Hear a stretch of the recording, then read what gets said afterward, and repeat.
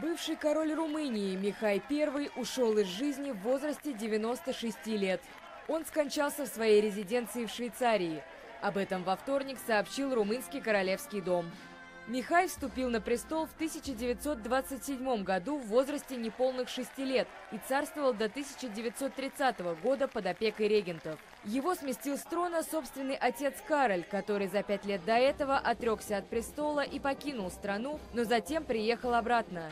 В 1940 году 13-летний Михай вернул себе власть, после чего правил еще 7 лет.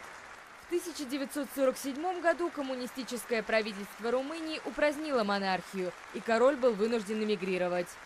Он отправился в Швейцарию, где прожил до конца своих дней. Михай – кузен королевы Великобритании Елизаветы II.